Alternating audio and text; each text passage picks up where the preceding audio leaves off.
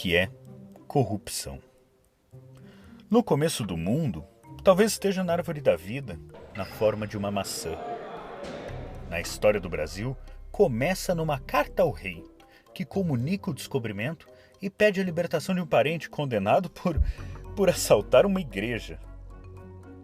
Mas afinal, o que é corrupção? Talvez seja um jeitinho diferente de contornar os problemas. Os índios não querem ser escravos? Então um homem branco que se case com as índias e eles vão trabalhar para os cunhados.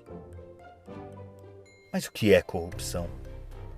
Talvez seja algo intimamente ligado ao poder. Como o primeiro-ministro da Justiça do Brasil, que era um condenado em Portugal por desviar as verbas de um aqueduto. Ou como o caso do vendedor de escravos, que cedeu a sua casa ao imperador que chegou em troca de... Em troca de quê? Agora a pergunta que mais me intriga. Por que o pipoqueiro colocou pouco bacon na minha porção? A história que vem a seguir é uma história que não tem fim. Histórias com finais é o que mais se tem por aí. E o que o futuro nos reserva? Ninguém sabe dizer.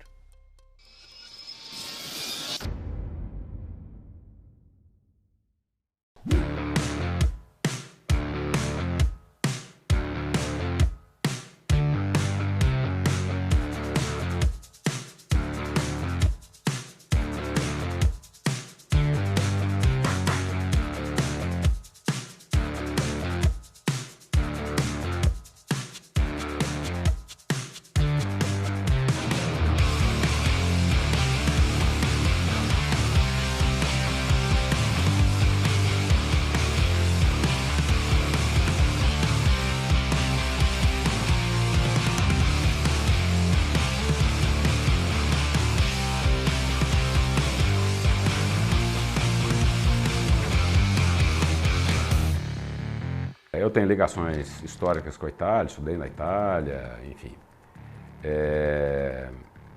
E fui convidado para esse jantar, se não me engano, em 2015.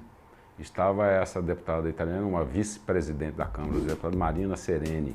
E a deputada me fez 3 perguntas. A primeira foi: o senhor vai ser candidato a cargo político, majoritário ou proporcional? Eu falei: não serei. Falei: isso é bom porque na Itália aconteceu isso, né, de a pessoa assumir um cargo político, e fizeram um julgamento retrospectivo, fizeram um julgamento no espelho retrovisor, dizendo que tudo aquilo que tinha sido feito com vistas a conseguir um espaço na política italiana por magistrados. A segunda pergunta foi se eu tinha ideia de qual a profundidade, até que nível de profundidade essa investigação iria. Eu falei: não tenho ideia. Ele falou: então é bom o senhor pensar, porque vocês têm apoio popular, na Itália também houve apoio popular para essas investigações, e como lá eles mergulharam muito raso nessas investigações, eles acabaram atingindo pessoas comuns. E isso assustou um pouco a população e disse: opa, mas peraí, aí vai chegar em mim também, né? E isso retira o apoio popular da Operação Mãos Limpas, com um tempero adicional que foram 14 suicídios que aconteceram ao longo dessas investigações. E a terceira pergunta, ela me fez: o senhor sabe quando é que o senhor vai terminar essa investigação? Eu falei: não tem a menor condição de dizer isso, né? Eu não estou entendendo a pergunta. A investigação, ela tem uma vida própria, ela tem um caminho que segue, e a gente tem que seguir esse caminho com as provas que aparecem, com os indícios que são desvendados, né? Ela falou: não, o senhor tem que terminar com essa operação de forma planejada, porque se o senhor não o fizer, uma mão externa fará.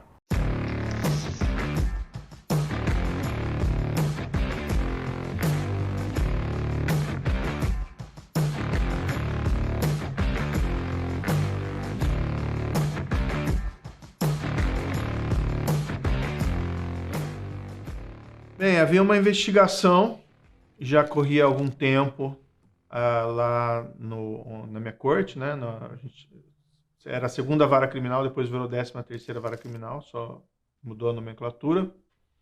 E é uma investigação que não avançava muito, tinha dificuldades, mas ali pelo ano de 2013, ela começou a ganhar um certo impulso em decorrência da atuação, principalmente do delegado Márcio Anselmo, na época, e se chegou a identificar algumas pessoas que estavam envolvidas em que nos parecia lavagem profissional de dinheiro. No início parecia um caso ordinário, mas...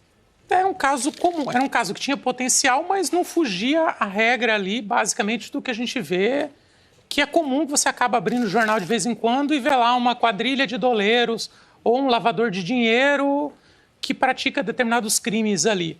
Ao final de 2013, foi identificado pela Polícia Federal operações suspeitas de algumas empresas que faziam remessas ao exterior, alegando, junto às instituições financeiras, bancos ou corretoras de câmbio, pagamentos de câmbio de importação, como se essas empresas fizessem ou estariam fazendo ou iriam fazer em seguida uma operação de importação. E havia esse caso desse indivíduo que atuava em Brasília, que tinha tal do Posto da Torre, né? E a partir da investigação dessa pessoa se chegou a uma operação de lavagem de dinheiro do ex-deputado federal José Janene. E foi aqui que tudo começou. Em um posto de gasolina que lavava carros, onde tinha uma lavanderia que lavava roupas. E tudo isso para, obviamente, lavar dinheiro. Corrupção é um ato de, né, no caso do Brasil, né, corrupção pública é um ato, uma estruturação de pessoas que se organizam para, né, tirar dinheiro do Estado de forma ilegal, né, em acordos ilícitos, em licitações montadas, né, e que suprime da sociedade parte importante dos recursos que deveriam estar indo para as funções sociais.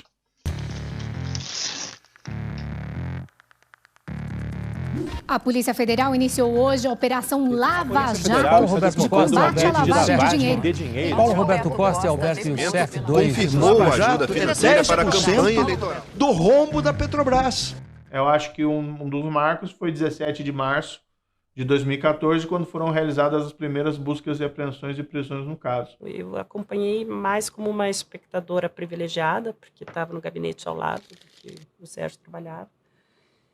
E ele veio conversar comigo no dia anterior à deflagração. Ele sentou aqui e me explicou que no dia seguinte teria a deflagração de uma grande operação. Eles já estavam investigando há algum tempo, lavagem de dinheiro, evasão de divisas, tinha uma questão que envolvia tráfico de drogas também. Eu trabalhava na Gazeta, na época, na Gazeta do Povo. Fazia, acho que 2 anos que eu estava lá. E eu trabalhava em política e eu era uma das repórteres que entrava de manhã. Então, quando eu cheguei no jornal, já estava rolando a operação, a primeira, né? E aí o meu editor pediu para eu dar uma apurada, para eu fazer um texto ali já de início sobre o que era a primeira fase. Então, essa primeira fase foi a prisão do Alberto Youssef. Ah, sim. Precisamos falar melhor desse personagem, Alberto Youssef. O doleiro, antes de ser a peça principal da Lava Jato, ele tinha um algo a mais. Uma estranha atração pelo, quem diria, crime. Mas vamos contar a história dele desde o começo. Não das vezes que ele foi preso por contrabando, porque isso não importa. Mas sim, desde que ele e os principais personagens da Lava Jato se cruzaram pela primeira vez.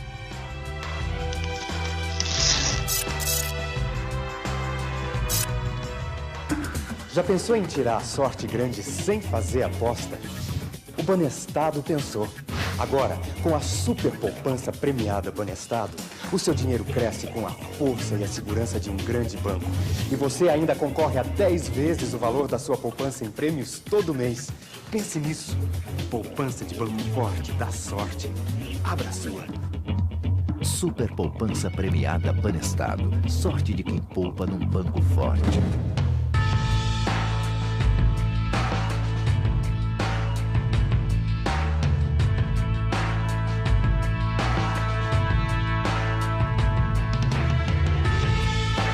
A operação aqui em Curitiba, a Operação Banestado, começou em 2003.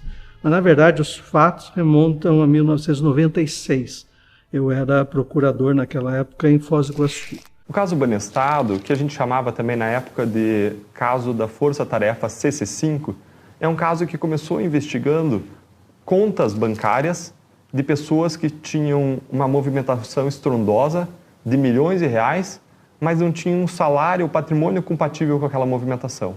O próprio nome da Força Tarefa, que ora chamavam de CC5, ora de Banestado, é justamente porque havia uma carta circular de número 5 do Banco Central do Brasil que em determinada época, especialmente a partir do final da década de 80, permitiu que brasileiros com residência no exterior transferissem esse recurso, esse dinheiro, para o exterior. A conta CC5, tecnicamente, não era ilegal. Era uma autorização que o Banco Central emitiu para certas operações financeiras em regiões de fronteira, basicamente Foz do Iguaçu. Nesse início aí dos anos de 96, 97, nós começamos a entender um pouquinho mais como que se transformava, como é que ocorria as primeiras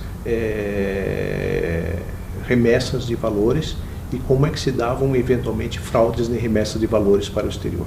Eu sabia que tinha um mecanismo de evasão de divisa, né, de uma maneira altamente complexa, e você tinha muitos nomes de pessoas, né, sendo utilizados indevidamente. Então o trabalho que você tinha era um trabalho árduo, que você manipulava altíssimos valores, milhões de movimentações, e que muitas dessas pessoas nem sabiam que os seus valores, na época tinham cheques predatados, tá? Então eu nem sabia, não tinha ideia que os seus cheques predatados eram utilizados. E a quantidade de processos decorrentes da Operação Banestado era assim algo vultuoso.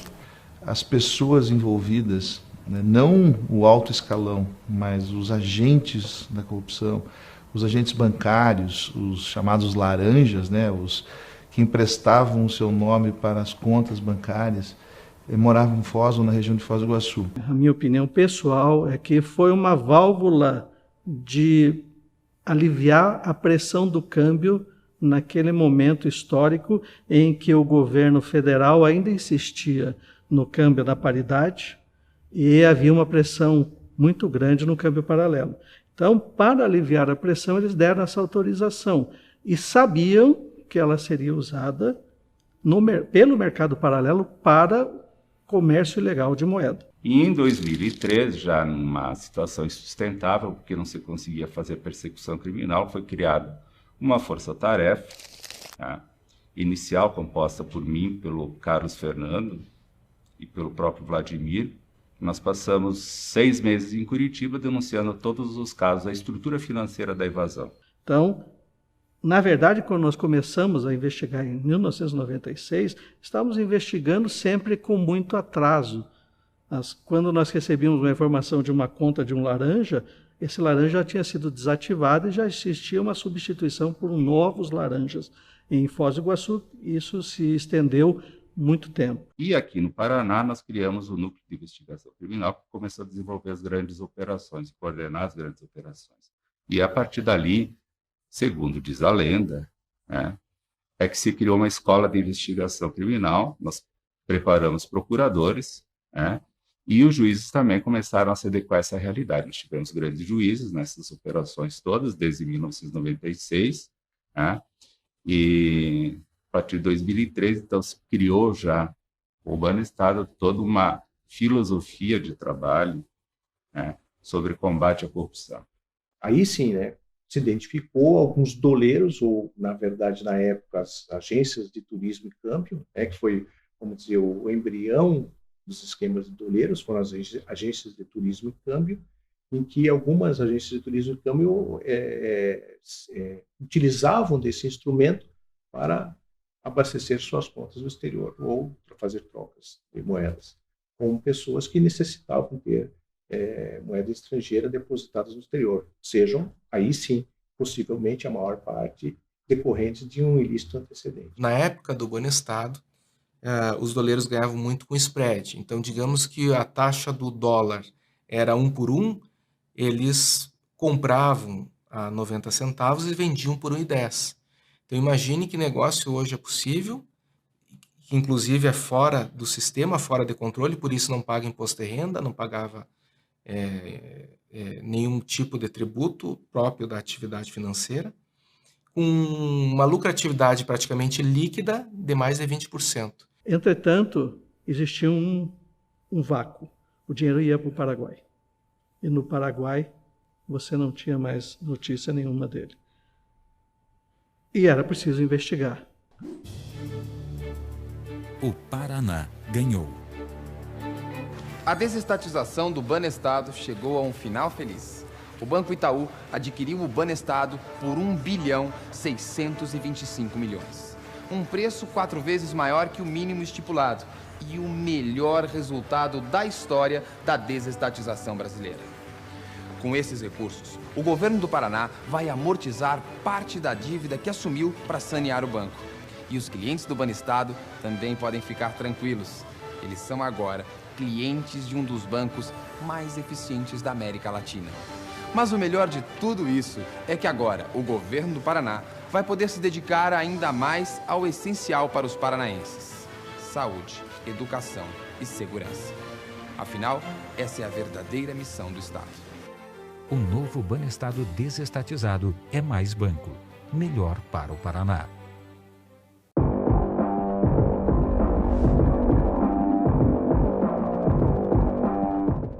Por circunstâncias históricas, o Banco do Estado do Paraná foi vendido para o Itaú.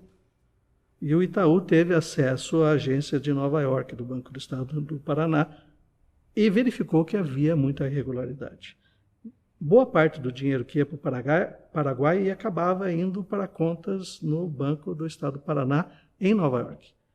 E o Itaú chegou à Força Tarefa e ofereceu a possibilidade de contratar um advogado americano e pediu uma medida de autorização para o governo brasileiro, para o Ministério Público Federal, para acessar esta conta.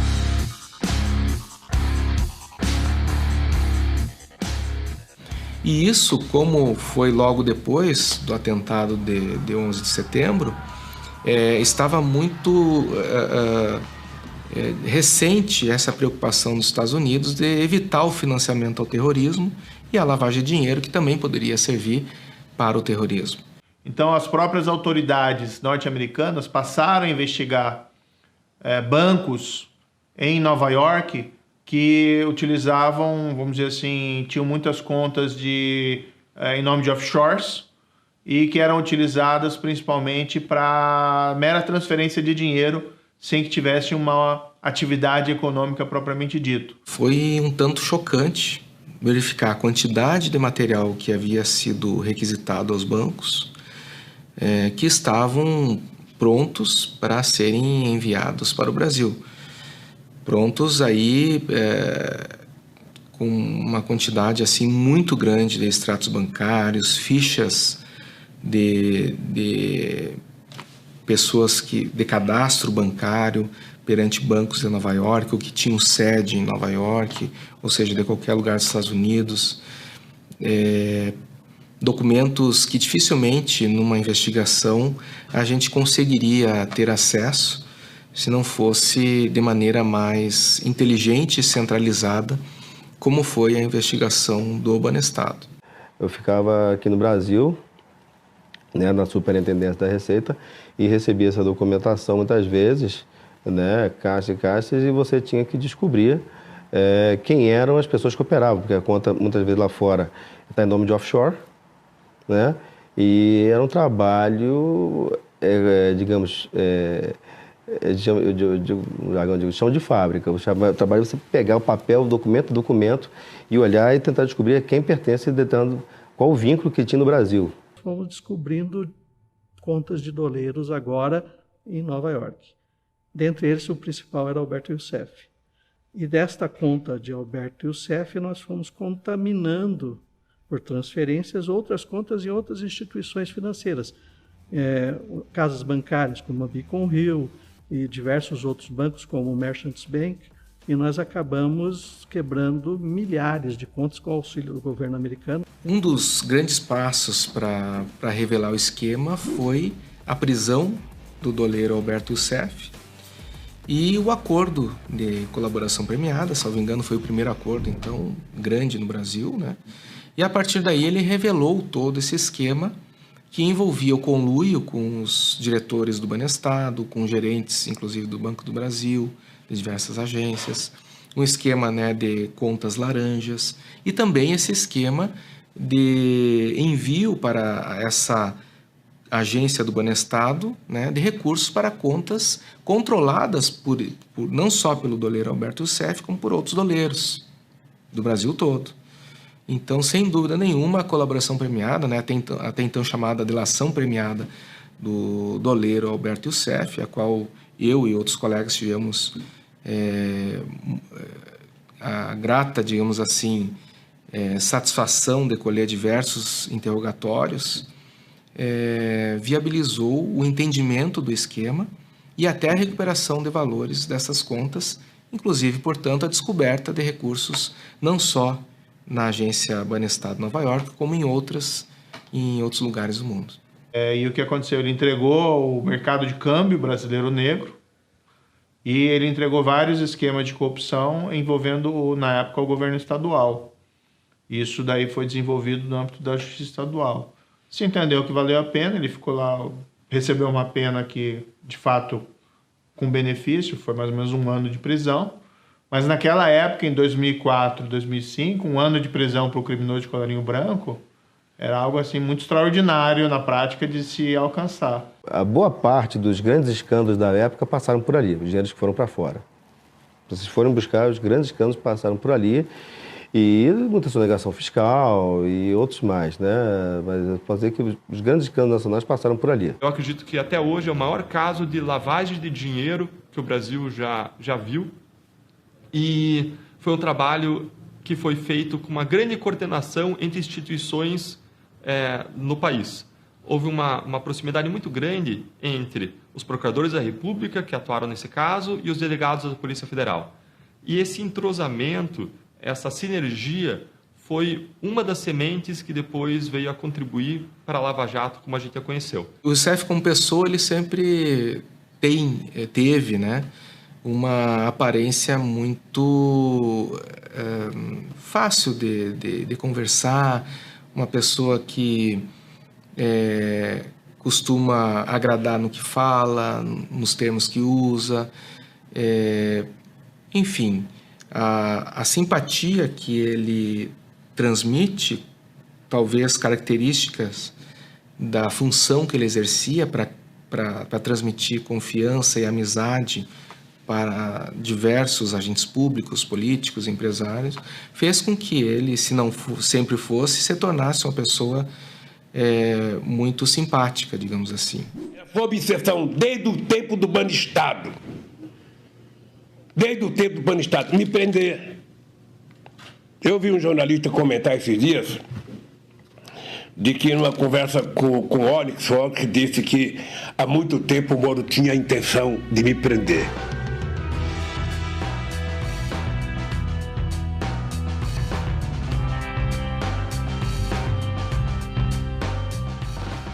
A corrupção é endêmica ao sistema. Ela tem duas finalidades. Uma delas é para financiamentos de campanha, onde praticamente todos os partidos políticos se perderam, e a outra é para o enriquecimento pessoal. E essa é muito mais grave do que ainda o outro roubo aí, que que teria, assim, é injustificável, mas que teria uma justificativa no sentido de financiar um grupo para se manter no poder ou chegar ao poder. Mas a corrupção é endêmica, ela é estrutural a qualquer sistema de poder. Mas o impacto psicológico, que é muito forte, a revolta de todos contra uma vida decente, de trabalho e tudo mais, contra um sistema altamente ilícito de corrupção, por isso que ele tem um apelo popular muito, muito forte.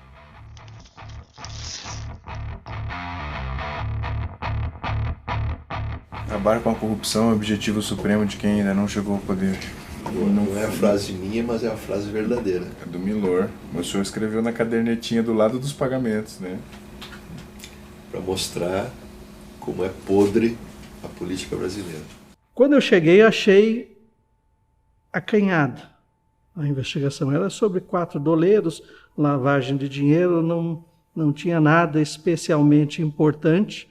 Até falei, por que vocês me chamaram? Porque normalmente você trazer um procurador regional antigo é porque a questão é muito delicada. Mas havia Alberto Youssef preso. E Alberto Youssef era já conhecido da Operação Banestado, onde ele tinha um acordo de colaboração.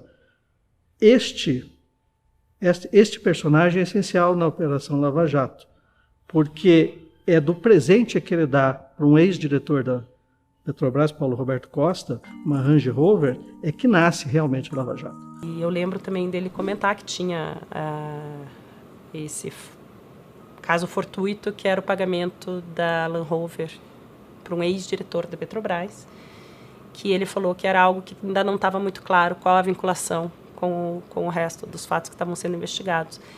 Então, eu sou testemunha na fase de deflagração da primeira fase, de que o objetivo inicial não era investigar a corrupção, muito menos o objetivo inicial era investigar a corrupção na Petrobras ou no governo federal, ou qualquer coisa que se acusa hoje, né? No dia da primeira fase da Lava Jato, em 17 de março de 2014, foram cumpridas buscas e apreensões não só relacionadas aos doleiros da operação, mas relacionadas também a Paulo Roberto Costa. E naquele dia aconteceu um evento que ia mudar o curso da Lava Jato. Aconteceu que, enquanto a Polícia Federal se dirigiu e foi ao escritório de Paulo Roberto Costa fazer a busca e apreensão, chegando lá, eles identificaram que a porta estava trancada e decidiram virar as costas para aquele ambiente e ir para a casa de Paulo Roberto Costa buscar as chaves, porque essa casa do Paulo Roberto Costa estava também sofrendo uma busca e apreensão. Enquanto eles se deslocam para lá, Paulo Roberto Costa entra em contato com familiares, esses familiares vão àquele endereço do escritório, sobem e descem de elevador várias vezes, sobem com sacolas vazias, enchem as sacolas no escritório, descem com as sacolas e bolsas e vão-se embora. E quase como numa cena de filme, enquanto eles estão indo embora, logo em seguida a Polícia Federal chega, eles quase se cruzam, a Polícia Federal pergunta para a pessoa que cuidava do local, uma espécie de porteiro, se tinha acontecido alguma coisa diferente, e ele fala sim, aconteceu sim, e eles perguntam o que aconteceu, e o porteiro comentou que várias pessoas tinham chegado, tinham ido exatamente àquele local que seria objeto da busca e apreensão.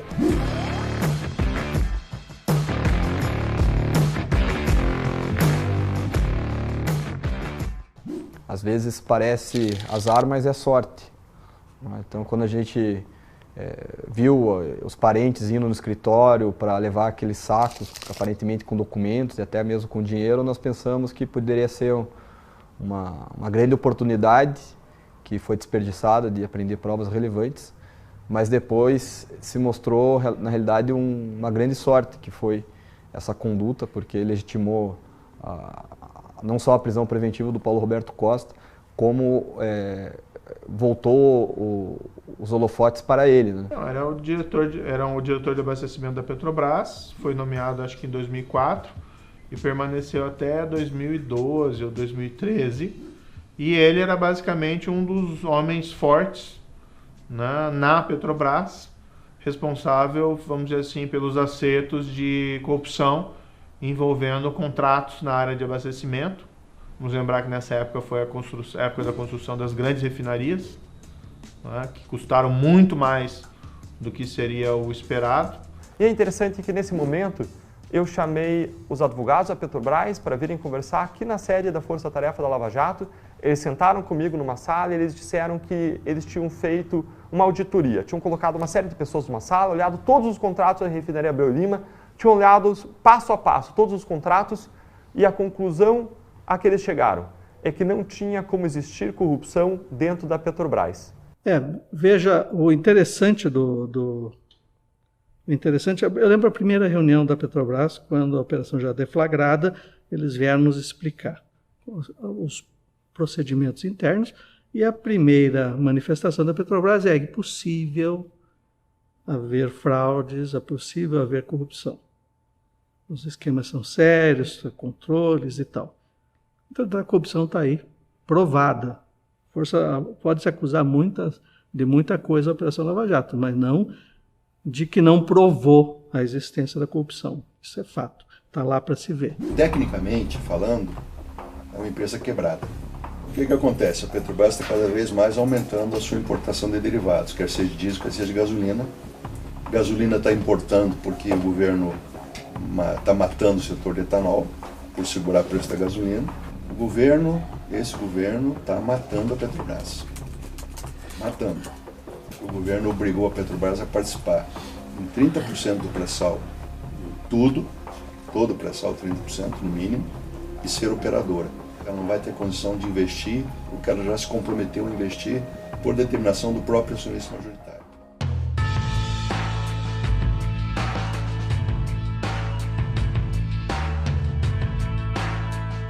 Deste Planalto Central, desta solidão que em breve se transformará em cérebro das altas decisões nacionais, lanço os olhos mais uma vez sobre o amanhã do meu país e antevejo esta alvorada com fé inquebrantável e uma confiança sem limites no seu grande destino.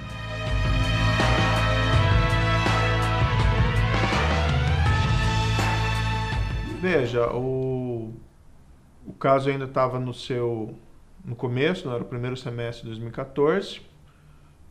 Houve o surgimento e a imprensa começou a tomar atenção sobre o caso, também o Congresso, e começaram a surgir, após a prisão do Paulo Roberto Costa e Roberto Youssef, notícias de que poderia ter o caso envolver pagamentos de subornos a autoridades com foro privilegiado.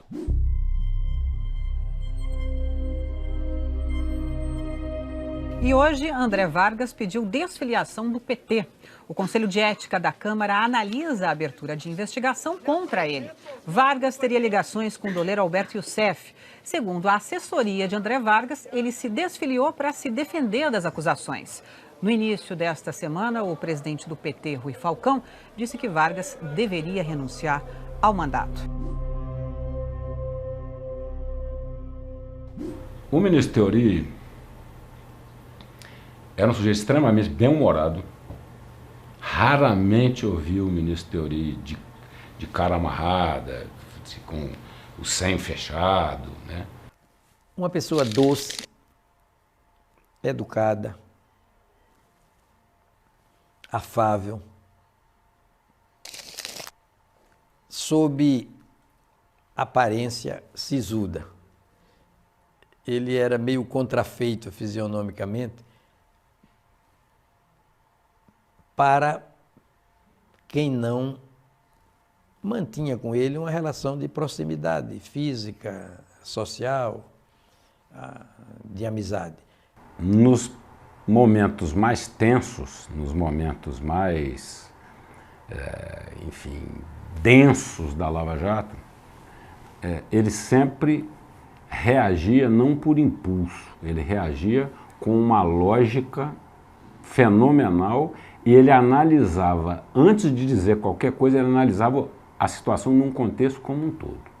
Então ele planejava, ele era um estrategista, assim, e um jurista de mão cheia. E era um cara muito respeitado dentro do Supremo. Nessas relações mais privadas, como era agradável conviver com Teori. Gostava de música, era uma conversa descontraída, ele gostava de uma conversa descontraída. Um homem arejado, sem preconceitos. mundo de evidência aberta, atualizada, e profissionalmente um expoente, um notável. A Lava Jato chegou onde chegou sem medo de errar, porque esteve nas mãos do ministro Theory desde o começo. Sem medo de errar, sem medo de errar. E ou através de uma medida, acho que foi uma reclamação, né, do advogado do Paulo Roberto Costa ao Supremo Tribunal Federal, se disse lá, isso é competência tudo do Supremo, né, o caso tem que ir para o Supremo. Embora o Paulo Roberto Costa não fosse autoridade com foro. O ministro Theory acabou dando uma liminar, nesse caso, para mandar as investigações para cima e também determinou a soltura de todos, né? E a gente recebeu essa informação com certa perplexidade, porque naquela época acho que a gente tinha mais ou menos 11 presos. Paulo Roberto Costa era um deles, apenas. E ali nós tínhamos indivíduos como, por exemplo, lavadores profissionais de dinheiro, inclusive pessoas que tinham condenações pretéritas, como Alberto Youssef, e tinha até um caso de um traficante de antidrogas, que também foi condenado e, salvo engano, era responsável aí por uma carga de... Aqui eu posso me enganar na precisão, mas eram uns 400 quilos de cocaína, 398 quilos ou 698 quilos de cocaína, a memória que me prega um golpe. E, bem, o que fazer, né? Eu acho que se soltasse todo mundo, o caso ia ficar desmoralizado. A minha percepção é que ia ter aquele sentimento de justiça que prende e solta, né? Já tinha um histórico muito grande de operações anuladas por vícios formais no Brasil. Castelo de Areia, Boi Barrica, Satyagraha, dentre outras, né? O próprio Deltan havia trabalhado no caso Sandal também, anulado por supostos vícios formais na investigação. Então o sentimento que tomou conta era que a história estaria se repetindo. Em seguida aconteceu uma coisa bastante inusitada. Quando nós chegamos à Força Tarefa naquele dia, nós simplesmente não tínhamos o que fazer. A gente já tinha uma equipe mobilizada para trabalhar nesse caso de 6 procuradores da República, com assessores, secretários, uma equipe técnica, e nós simplesmente não tínhamos o que fazer, porque estava tudo suspenso.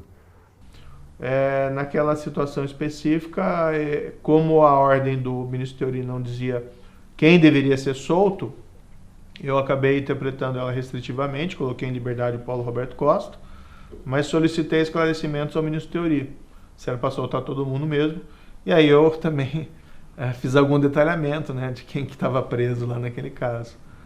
E no dia seguinte, né, para minha surpresa, achei que aquilo não ia prosperar, mas no dia seguinte o ministro Theory ele acabou revendo a posição dele, manteve solto só o Paulo Roberto Costa, falou para os outros ficarem presos, a gente mandou o caso para Brasília e um mês depois o ministro Theory, né, o Supremo acabou decidindo, não, a competência é mesmo da primeira instância e devolveu o caso.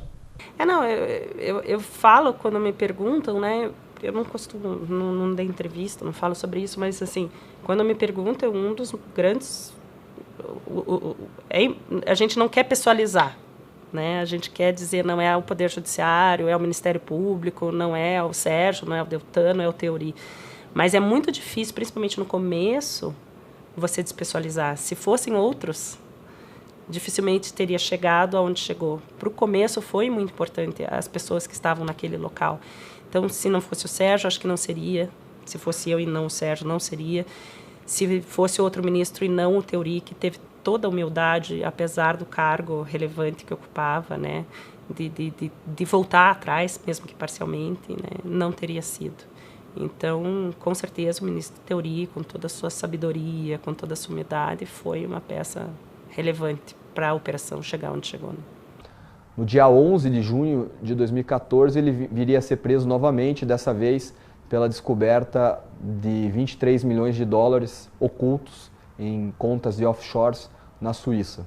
Então foi uma virada importantíssima para a Operação Lava Jato e foi isso que turbinou essa primeira fase da Operação Lava Jato. Abre-se nesse momento a Rede Nacional de Rádio e Televisão para o pronunciamento oficial da presidenta Dilma Rousseff. Minhas amigas e meus amigos, a partir desta quinta-feira, os olhos e os corações do mundo estarão voltados para o Brasil, acompanhando a maior Copa da história. Pelo menos 3 bilhões de pessoas vão se deixar fascinar pela arte das 32 melhores seleções de futebol do planeta.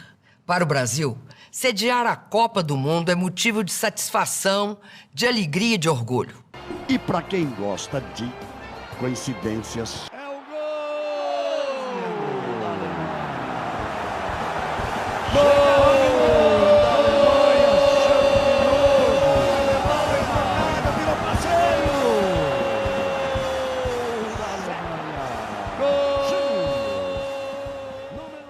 A primeira coisa, então, que eu deveria dizer aqui, o que é uma delação. Estamos falando de delação? A delação chama-se delação premiada, ou depois chamam de colaboração premiada, mas arrumaram um nome mais palatável, porque na verdade é o que se trata realmente de uma delação. Então é um ato processual pelo qual um indiciado ou acusado delata outras pessoas, narra fatos, descreve fatos, delata partícipes do fato e obtém vantagens. Quer dizer, é uma delação premiada, obtém um prêmio por isto. Ora, eu estou dizendo, se é assim, é uma troca, é um negócio. A delação premiada é um negócio penal. Nós estamos aqui na justiça penal negociada, o que é uma coisa, eu acho, absurda no processo penal, uma coisa que nós importamos dos americanos. As pessoas tendem a achar, meio uma visão cristã desse tipo de relação, de que as pessoas têm que se arrepender. É como se fosse um arrependimento cristão. Não, o colaborador é uma pessoa que faz um cálculo de interesses pessoais. Aí vem os puristas e dizem assim, mas não é ético. Que bonito, né? Não é ético, então todo mundo pode roubar, todo mundo pode matar, mas delatar não pode, não é ético. Mas quem é que está falando em anjos? Nós estamos falando de seres humanos. Seres humanos, tem grandes seres humanos na história e tem uma massa enorme de gente que não vale nada. Então, para negociar com esse tipo de gente, é o toma lá e dá cá. E por isso, muitas vezes, se justifica a preventiva. Sim, se justifica. Porque senão não há outra forma. Ou como é que vai ser? Vai ser uma varinha mágica? Os críticos nunca arranjam outra solução. Eles veem, não pode, mas o Estado tem que se responsabilizar. Tá bom, o Estado. Tá, e daí? Como é que o Estado faz? Então, obviamente, não se prende para colaborar. Entretanto, estar preso pode ser um bom motivo para que a pessoa pense em colaborar. Às vezes, o envolvimento da família. O envolvimento da família pode ser alguma coisa que incomode, ou a própria perspectiva de ser investigado. Uma operação de sucesso como a Lava Jato incomodou muita gente que tinha que dormir com a sua malinha de roupa esperando o japonês da Federal bater na sua porta. E isto, psicologicamente, é desgastante. As pessoas preferem, muitas vezes, um fim horroroso do que um horror sem fim. Então, a prisão se prolongava. E, às vezes, se prolongava por anos. E aí vem o grande problema da delação. Porque as pessoas denunciadas ou indiciadas, enfim, tinham a sua prisão preventiva decretada. Claro que o Moro não dizia que era para a delação, mas a gente sabia que o objetivo era esse, porque também tinha conhecimento de que passavam pessoas dizendo para quem estava preso, olha, se você delatar, você melhora a tua posição, se fulano delatou, ou às vezes o próprio delator diz, olha, eu também vou delatar, eu já delatei, olha, se melhora, e ele ficava. Imagina, agora um empresário, eu quero usar o caso do Léo Pinheiro, do Agenor Medeiros, da UAS, que esse é o caso do Lula, né? Ficaram um ano aqui presos, o Léo Pinheiro, muito tempo. Agora, como é que o empresário aguenta a tortura da prisão? É isso, este é o ponto, eu falei disso muitas vezes. Corrupção significa um processo de corroimento, de destruição de valores morais e éticos que um povo deve ter. Uma corrupção, como é o caso no Brasil, endêmica, histórica, ao longo de muitos anos, talvez desde a colonização pelos portugueses, né? Desde a corte, a instituição da corte em nosso país, ela existe. E é caracterizada principalmente por subornos.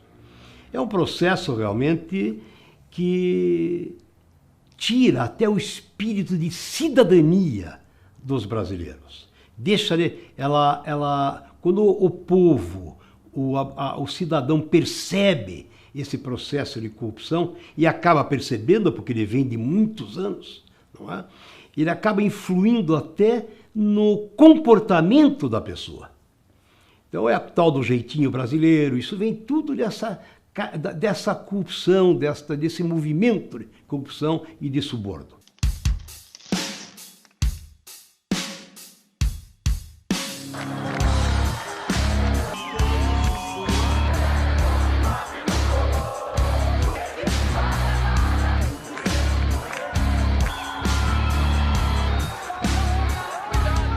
Na verdade, as multidões que foram para as ruas espontaneamente, não é?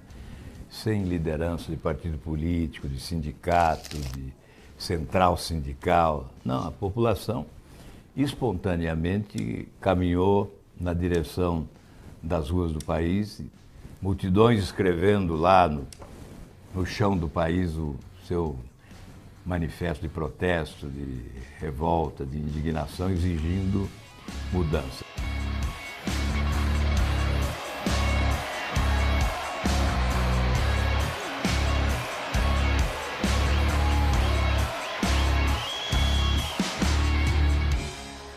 O Brasil, historicamente, assim, do meu ponto de vista, ele é um país mais pacífico, né? Mais de paz do que a população no Chile ou na Argentina, que as manifestações sempre foram mais fortes nas próprias ditaduras. A reação nesses países foi muito mais forte do que no Brasil, né? Acho que 2013 pegou todo mundo um pouco de surpresa, porque o PT é muito forte, né?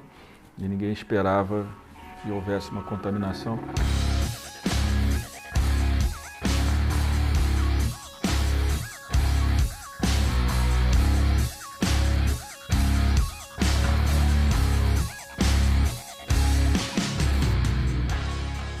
E aí as coisas começaram a evoluir. Evoluir até no momento em que nós votamos a lei da delação premiada. Isso já em 2013. Esta lei da delação premiada, depois desses episódios todos, mostrou que a partir dali as coisas começaram a acontecer. Não fosse a lei da delação premiada, não haveria a Operação Lava Jato em 2014, que começou em março. A Lei 12.850 ela deixa claro o papel das instituições, a possibilidade da Polícia Federal, por exemplo, apresentar um acordo de colaboração premiada que possa ter firmado ou que pretende firmar com o colaborador. Ela esclarece determinadas regras para que as colaborações premiadas sejam feitas, sejam homologadas judicialmente, enfim, torna o jogo mais claro e transparente para todos os personagens envolvidos.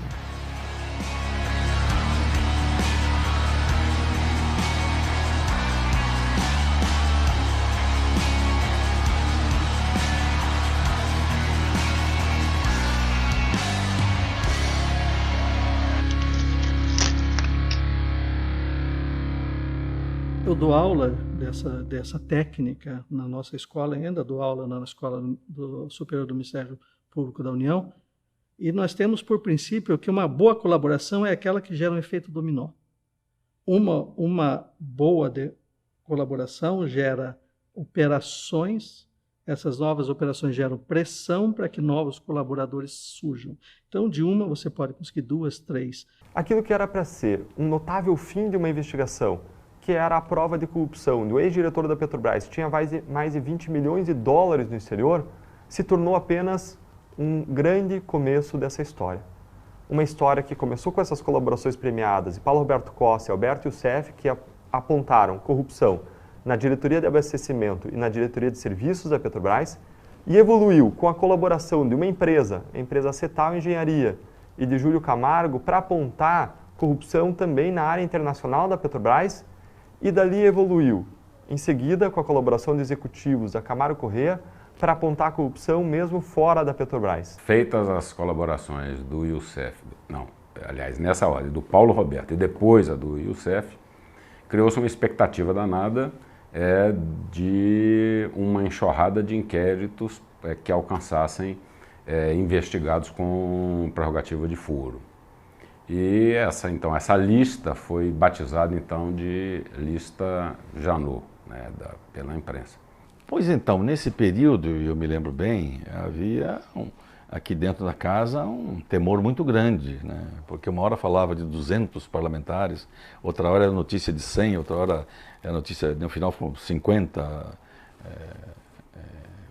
nomes publicados, envolvidos de uma maneira ou de outra na questão dessas denúncias da Operação Lava Jato. Eu acho que isso tudo é muito importante, porque durante muitos anos a sociedade tinha a impressão que parte da elite política, empresarial, estava protegida, né, de investigações, de denúncias, de condenações.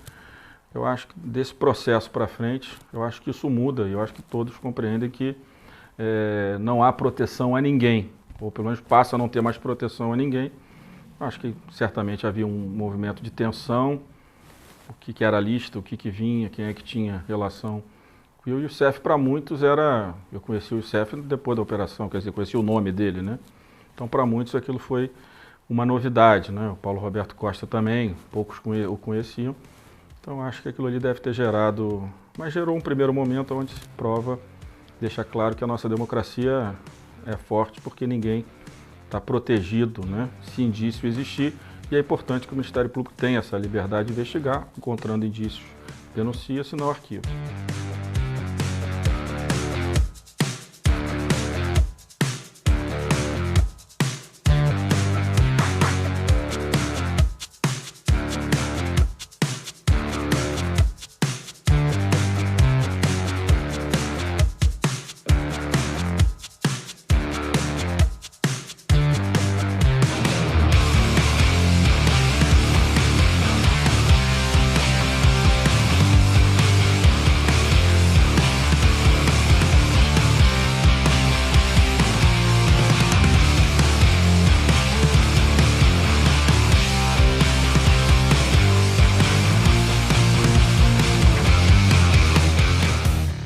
Despacho cultural saneador, é um freio de arrumação.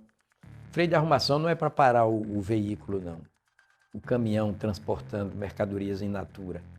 É para saculejar a carga e colocá-las no devido lugar.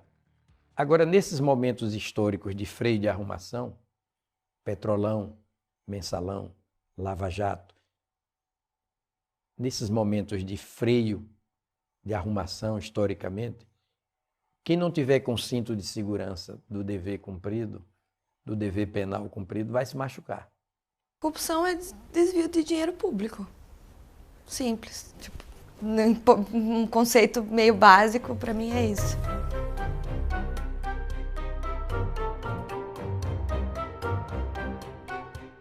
Ninguém quer a corrupção, a não ser os corruptos. São eles que manipulam instituições, reclamam das leis, gritam a própria inocência. Eles não têm partido, não têm escrúpulos, não têm vergonha. O negócio é levar vantagem. Afinal, sempre foi assim. Até quando, Brasil? Brava gente!